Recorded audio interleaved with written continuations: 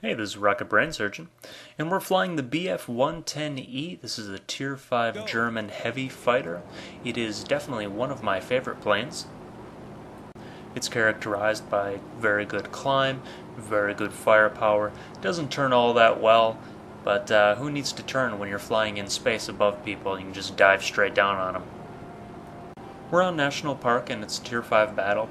At the beginning of the game, you always want to climb roughly as high as you can. The reason why you climb absolutely to the max is because meeting a higher energy enemy is so disastrous for you. It's such a huge advantage starting out on larger energy than your opponent. However, I stall out there, so I goofed that one a bit. And recovering from the stall takes a couple seconds. So I'm making my way over to the enemy, and I'm not seeing anyone on my level. Teams on both sides are collapsing all around me. And at this point, I've determined that there really is no one up at that altitude. Sometimes you have to wait for a bit because they take their time climbing too. So we're diving on an HE-100, and I'm going after not only the person who is the highest altitude relative to me, but also someone who can challenge me. And the HE-100 can absolutely climb with me, and he's a very dangerous opponent.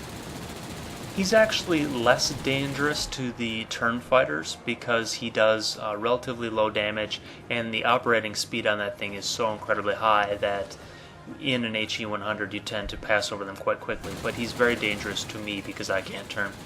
So we switch targets there. The HE-100 is a very difficult target. We take out BF-110C, and after we take him out, I have to reset myself by gaining altitude. I don't want to get into a situation where I just have very low altitude and someone can swoop in from above. My target at this point is a P-40. He is a Tier 5 turn fighter. It's a premium plane. That turn that he did is actually one of the harder turns to aim at, where the plane is turning and curving beneath you. Just the mechanics of how your plane works, it's a very difficult shot to make. I've traced the path of the enemy plane in white dashes here, and this is one of the shots that you need to be aware of, that really don't keep following him on that path because it's not going to be a good shot. So the game definitely is not in our favor at this point. We're down several planes, we're down a lot of supremacy as well. So I need to get on things and speed up the game a little bit to get some kills. I'm almost entirely alone, which is never a good thing, so I start climbing to try and put some distance between my enemies and myself. I look behind me and notice an HE-100, which is exactly what I don't want to see. However, it looks like he burned his boost because he's not able to catch me. He's still trying to climb, but under normal power, and that's not going to work out well for him, so I catch him in a very vulnerable position.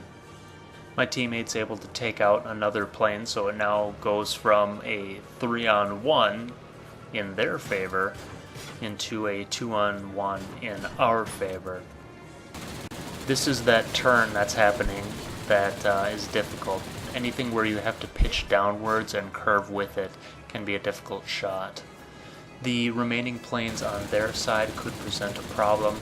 However, eliminating the P4 right there and my teammate eliminated the P-36, it puts us in a very strong situation.